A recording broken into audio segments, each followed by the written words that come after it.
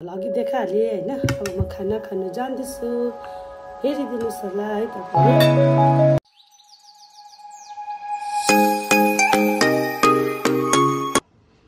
Hello everyone, good morning. तपाईहरुलाई simple recipe लिएर आएको छु है। आज चाहिँ ट्युसडे हो र म ट्युसडे चाहिँ मासु खान्दिनँ है। एक दिन भए पनि अब यसो भेज खान्छु हैन। यो चाहिँ ब्रोकली बोइल गरेर राखेको छु हैन, म एक्लैको लागि हो। मटर, यता चाहिँ मुला, प्याज डल्ले काटेको छु अनि धोइधाइ गरेर मजाले। अनि यो चाहिँ मैले छुर्पी कुवाएर राखेको छु हैन। मलाई कुहिएको छुर्पी चाहिँ हल्का गनाएको साह्रै मनपर्छ हैन। अन्त यो पकाएर 1 चम्ची जस्तो हाल्नुपर्छ, साह्रै मिठो हुन्छ। मलाई चाहिँ एकदमै मनपर्छ हो।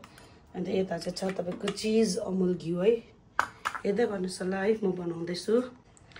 फर्स्ट चाहिँ मेरो ब्रोकली सिम्पल तरिकाले भुट्ने है। अमुल घिउ हालिदियो मैले हैन। अनि बोइल गरेको ब्रोकली पनि हालिदिएँ है। नुन हालेर अलरेडी मैले बोइल गरेको थियो हो। मलाई चाहिँ खै सादा ब्रोकली चाहिँ पुरै मनपर्छ। अनि एउटा चिज पनि हालिदिने है। एक प्रकारको टेस्ट हुन्छ यो चिज हालेपछि चाहिँ हैन। किनभने कतिलाई ब्रोकलीहरू मन पर्दैन कि यो तरिकाले पकाएर खानुहोस् हैन। त्यो स्मेल हुन्छ नि चिजको गन्धले पनि, अमुल घिउको गन्धले पनि तपाईँलाई मिठो लाग्छ हैन। मलाई चाहिँ पुरै मनपर्छ। अब सबलाई मनपर्छ भन्ने पनि छैन है। नमन पर्नेलाई चाहिँ एकखेप चाहिँ ट्राई चाहिँ गरिहेर्नुहोस्। हल्का कम्ती पानी लगाइदिनुहोस् हैन, किनभने मजाले तालिनु पर्यो नि त। ब्रोकलीमा मजाले कभर हुनु पर्यो नि त। यतिको अलिक सुकेपछि चाहिँ है तपाईँले मजाले यसरी भयो हो, कोट भइबस्यो। अनि ग्यासलाई मारिदिने है।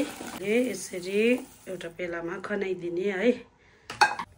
मैले अब फेरि अर्को अचारको लागि कराई तयार गरेँ र अघि काटेको प्याज, मुला, डल्ले खोर्सानी हालिदिने र यसरी चलाउने हैन। हल्दी, खोर्सानी र मजाले चलाइदिने है। मजाले पाकेपछि चाहिँ यसमा टमाटर। हुन त अब यो त एकदम सिम्पल रेसिपी हो है। यस्तो चिजहरू पनि सेयर गर्छ सम्झिनुहुन्छ होला कतिजनाले है। तर सबैलाई पनि आउँदैन नि त। यो स्पेसली अहिलेको नानीहरू हैन, रुम लिएर बसेकोहरू बिचारा उनीहरूलाई अब आदत हुँदैन खानाहरू बनाएर खाने। आमाहरूले आपाहरूले पकाएर दिने गरेको हुन्छ र उनीहरूले चाहिँ अब यसो युट्युबमा सर्च गऱ्यो भने सिम्पल रेसिपी निस्किन्छ हैन। अन्त उनीहरूको लागि हैन सबैले जान्छ भन्ने छैन नि त। यो चाहिँ एकदम नजान्नेहरूलाई है। किन मेरै साथीहरू जग्गा जाने है, खाना बनाउनु आउँदैन नि अझै पनि उनीहरूलाई।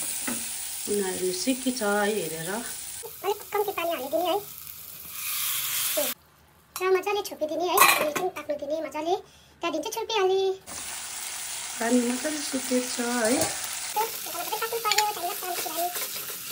सबै मजाले गलेपछि चाहिँ पाकेर छुर्पी हालिदिन्छु। त्यहाँदेखि चाहिँ मैले हालिदिएँ है कुहिएको छुर्पी। त्यस्तो बेसी कुहिएको होइन, हल्का कुहिएको छ होइन।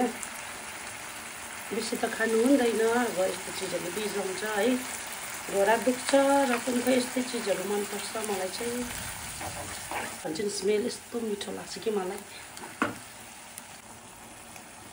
अब चाहिँ मजाले पाक्यो, खाने बेला भयो है।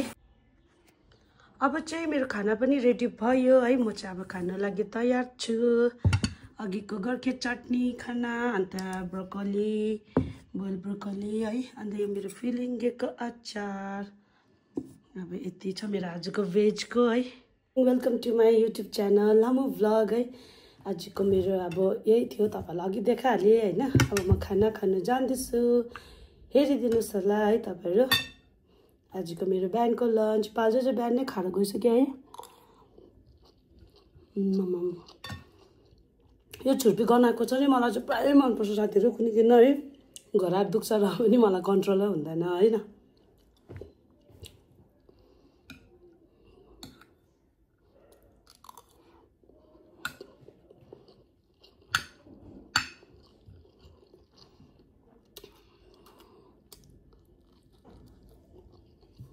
डल्ले खोर्सानी यस्तो पिरो छ। फिलिङ्गेको अचार, मैले फिलिङ्गेको अचार यसै खानु मन छ।